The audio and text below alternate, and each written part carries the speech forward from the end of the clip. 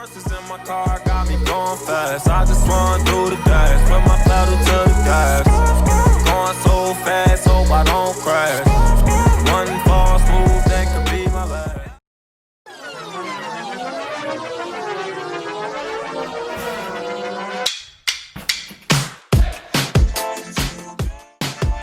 Alright guys, it is Sunday afternoon, about to get the lift in, and then we have two Zoom training sessions actually tonight. So one at 6, one at 7, two different players. About to get the lift in the garage gym today. So just a couple movements from day 3 of the program. It's a pretty quick full body lift. Everything that I'm doing with a barbell today, you can do with dumbbell, but you can use those for the same movements. So like we're gonna do a barbell bench press, you could always do a dumbbell bench press. So remember, don't limit yourself with your resources.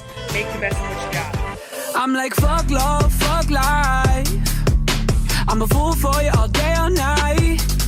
You said that you could do better, why don't you try? Never mind how I feel, it's alright.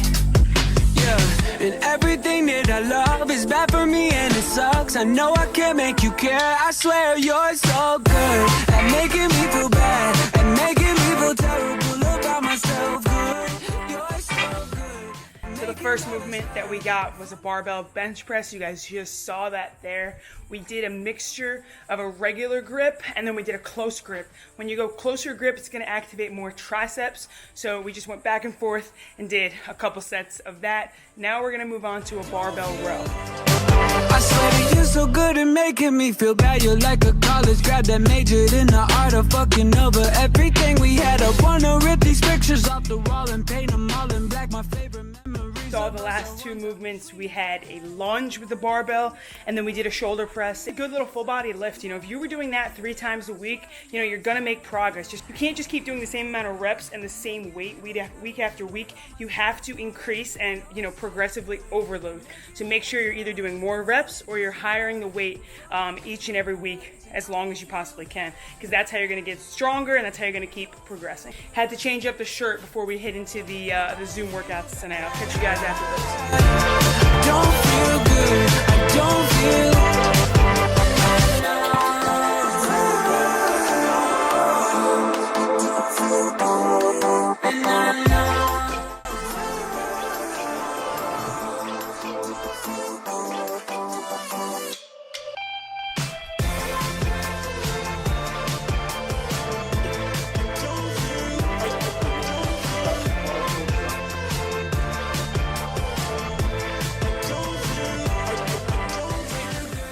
Alright guys, what is up? Welcome back to another video. In this one, the topic that I want to cover is I want to talk about the daily schedule of a student athlete. You know, what it looked like as a student athlete on a typical day-to-day basis. Now remember, there were different seasons, so everything is different from the summer to the preseason, the winter when we're playing, to off-season, which is in the spring. So, you know, every season is going to look different, but I figured I'd cover what, you know, the busiest season is typically the preseason. So that's the months of, you know, October into November-ish before we start games. I'd say that is usually the busiest season besides when we are traveling. Because I'm home right now and I want to film this throughout my day, I'm going to be just stopping and kind of explaining throughout my day what we would be doing as a typical student athlete. Now remember, I also played 2 sports. So I played softball my senior year. So I am going to include what the softball schedule also looked like, which is a little bit different than basketball, the way that we had that set up in terms of practice slots, game times, and, you know, just the overall time commitment. So I'm going to be talking about both sports today. I hope this gives you guys some insight into you know, what the life, or the daily life of a student athlete looks like during the busiest of their season. So with that being said, it is 7:37 a.m. right now, and I'd actually be an hour and a half to 2 hours late to lift right now. So for softball, we started off twice a week, I believe it was. We had 5 a.m. lifts. So at 5 a.m. we had to be at the rec center where we would get our lifts in as a team, and then we would come back later in the day for 2 a day. So it was a pretty big time commitment for softball because we had to go in the morning, then we would go to class, then we would go back later in the day for practice. So we'd start off the morning with a lift, and that's where I'm about to go right now. I'm about to head to the gym. But yeah, 5 a.m. softball lifts, man, those were brutal to get up for. But I'll see you guys in a bit. Because we are afraid.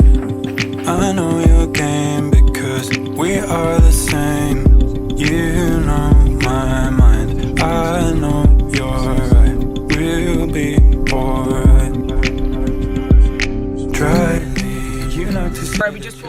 gym. So now typically those 5 a.m. lifts for softball would be twice a week, and they last about an hour or so. You know, there would be some plyos in there, obviously weightlifting, stretching, recovery, everything that we would need twice a week during the season. So yeah, those 5 a.m. lifts were probably the earliest thing that I've done. For basketball, fortunately, we have our own facility up on York Hill, so we never really had to work out at 5 a.m. I think the earliest basketball practice my freshman year we had was like a 7 a.m., which is still pretty early, but not like 5. So, you know, when we're lifting with softball, we would go in the morning, practice later, like I said before. And then for basketball, we usually practice a little bit later in the morning. So depending on what time you have class, you might just only have time to go pick up a quick snack, or you might have time to go sit in the cafeteria, you know, before you have to head to class. Most classes at Quinnipiac all started around 8 o'clock, 8 a.m. So you could have 8 a.m. and 9 a.m., whatever your schedule consisted of that day. Always got to refuel before we would head to class. So we usually would, you know, pick up a snack or go to the cafeteria with the team, and then I would head off to class.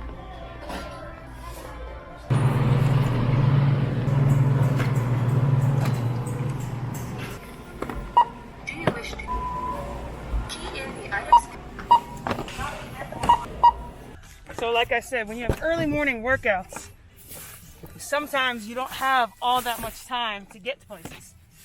So if you have class at 8 a.m., Jesus, get this mask off. If you have class at 8 a.m., then you gotta hurry up. You might have to grab and go just to get to class. You might have to take a shower, rush quick, so it can be tight in the mornings. But for basketball, this is exactly why we have our little fueling station in the locker room. So if you don't have a lot of time to maybe sit in the cafeteria or go get a meal somewhere, you can take a snack, a bagel, whatever it is, something grab and go just to bring to class. So that is definitely a perk of the locker room aspect for basketball, is that, you know, there's always stuff there for the players. I don't mind, I'll decide before we do. All right, we're back home. It's about 10:30. This would typically be the time where I'm starting to head up to the arena for basketball practice. I might get into the training room early to do some recovery stuff, stretch out, any extra work that I want to get in. You know, practice might not start till about 12:30 or so, but it never hurts to get up there early, be the first one in the gym, get some extra shots up, take care of any, you know, aches and pains, anything like that you got to take care of. So I would always make sure that I'm getting up to the arena to practice early so I can mentally and physically prepare myself. You like to say that you like me, I just keep muttering shyly, I'm afraid. So now let's talk more in depth about what a schedule would typically look like, the daily schedule in terms of basketball. So I talked to you guys about softball a little bit.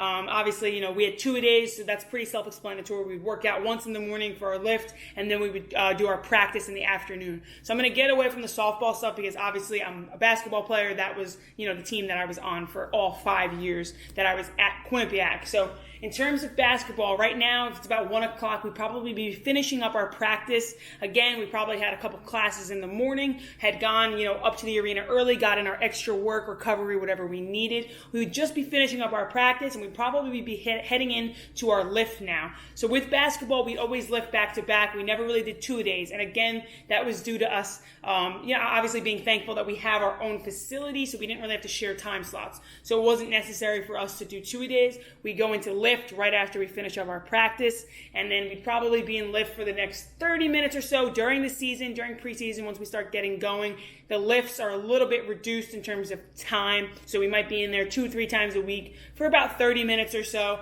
And then after that, though, we might be coming back into the locker room to watch film. So, you know, at least 2 times a week we're watching film, whether it's on practice, you know, our practice the day before, or just certain concepts that the coaches want us to go over. So that is a big part of it. So we would go from practice to lift to film, and it would probably be around, let's say we started practice at 11 a.m. I'd say we'd be out of there and done, maybe not out of the arena, but done with everything by about 2 o'clock or so. So it's at least 3 hours of your time during the middle of the day. It's a large chunk of the day that's spent at the arena.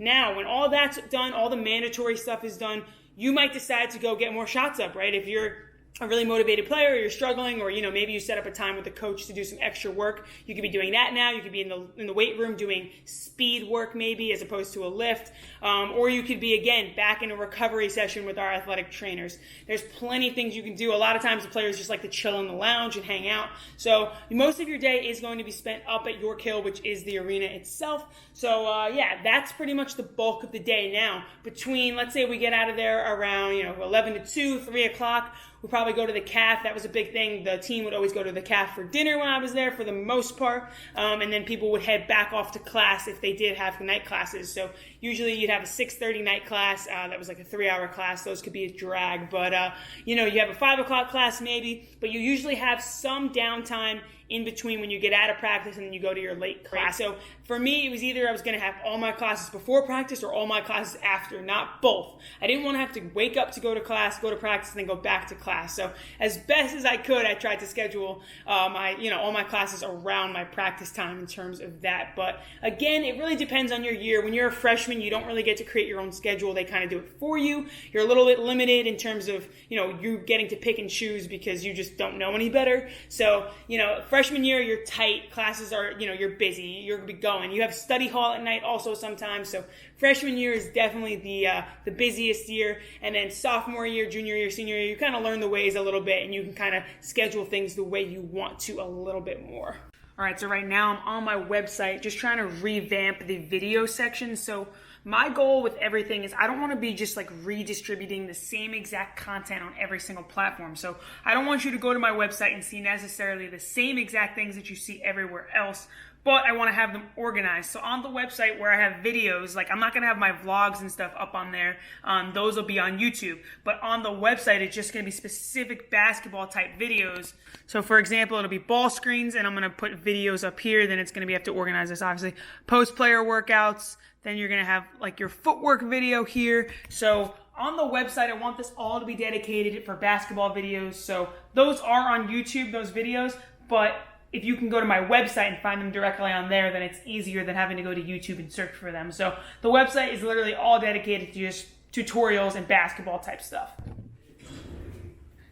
All right. Film study time. Let's jump right in. We're going to be going over the WNBA Week 1 top defensive plays that I have seen throughout the week by a multitude of teams. We're really going to focus on the top 3 teams. We're focusing on the Sky, the Aces, and the Storm. And those are the top 3 defensive teams in the WNBA after the first 2 games and what made them so successful this past week. All right, guys, just finished up a little run.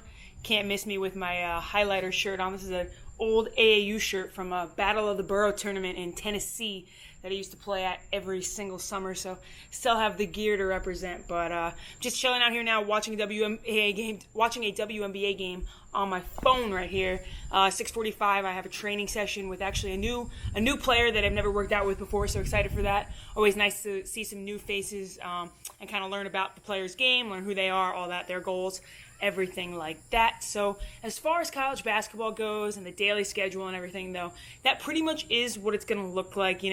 You kind of class all day. Basketball is pretty much your life. It takes up the bulk of your day, especially during the season. It's a little bit more chill in the spring and the summer. But when you are in season, it's all ball. You got to be willing and able to manage your time properly and efficiently. I think that's the hardest thing for a lot of freshmen when they come in is they have a hard time like juggling everything because they don't have a lot of downtime. So you got to find those 10 to 15 minute windows or an hour window where, maybe you thought about taking a nap, but instead you got to knock out on a homework assignment or get some reading done or meet with a group. You have to be super efficient with your time or it's easy to get overwhelmed. It's not like high school where they're tracking you down for your homework assignments every week. If you don't hand something in, it's just a 0. Like there's no makeup work, there's no extra credit stuff. It's not like high school where it's almost like the teacher is responsible for everything. If you don't do it, you just don't do it, right? So no one's reminding you, no one's sending you emails telling you that this is do this, don't forget that. It's on you to be responsible, to be accountable for what you got to get done. And if you don't maintain that GPA that you need, you're not going to be eligible on the court, and that's when it's going to start affecting your performance. You're always going to have stuff like you want to go into practice with a free mind, a clear mind. You don't want to be thinking about, the test you have tomorrow that you haven't studied for yet, or the big paper that you have due tonight that you've only written 1 page out of 20. Like, you don't want that stuff weighing on you. So if you can manage your time efficiently and be able to be proactive about things and get them done ahead of time. If you know you're going on the road one day, right? Like if you're going on a away trip, make sure you get that thing done before. Don't come back from the trip and have to, scratch something out at 3 a.m., right? So just be efficient with your time. Know what you have to do. Write it down. Plan. Be organized. It's an adjustment period, but you will get used to it. But enjoy every second of it. Build relationships with your teammates and cherish all the moments, the memories, everything, because you're not going to get them back. But enough of that. Let's go ball. Session number 1 in the books. Session number 2, group session coming up. V dribble, cross through. Here we go. Right hand. Ball starts in our right hand. Abby, V dribble, cross, then through. Yep. You'll feel it. Yeah, and it's going to come back to your same hand. Yep. Good. Push the pace. Here we go. What is up, guys? Wrapping up the night watching some WNBA games. So right now we got the Chicago Sky, Minnesota Lynx. I have WNBA League Pass, so I get access to all the games. Sparks play at 10 p.m. And third quarter just ended. We got a tight one. Really becoming a pretty big fan of the Chicago Sky. I like their team a lot, but really have been paying attention to these games a lot this year, watching them all the way through, then going back, cutting some film and stuff. And again, there's no reason, like no one's telling me that I need to go and clip the WNBA games, but I'm telling you, every time I watch a game, I pick up something new, I understand something new. Maybe the commentators say something that, makes perfect sense and I didn't think about it that way, or I'm watching the plays that they run and I'm figuring out new sets, I'm hearing, like, everything is so, there's no fans, so you can hear everything so well on the court, actually, so you can hear some of the team's plays, you can hear the coaches talking. Like, I'm just taking in, the league itself and, the fact that they're playing in a setting like this where it's really easily accessible to watch all the games, and at the same time, I'm able to hear everything that they're saying. So it's been really fun just, like, tracking the WNBA and actually following it, like, religiously right now. So that's been good, but yeah, just wrapping up the night. I hope you guys enjoyed the video. That was the talk on the daily schedule, what it's like to be an athlete. We're wrapping up the night right now. I remember my freshman, sophomore year, we would be up way too late at night. So that's also another thing. Make sure you're getting adequate sleep, adequate rest and recovery, especially if you're an athlete and you have practice that next morning. So again, hope you guys enjoyed the video. Be sure to subscribe to the channel. I'll see you in the next one. Don't feel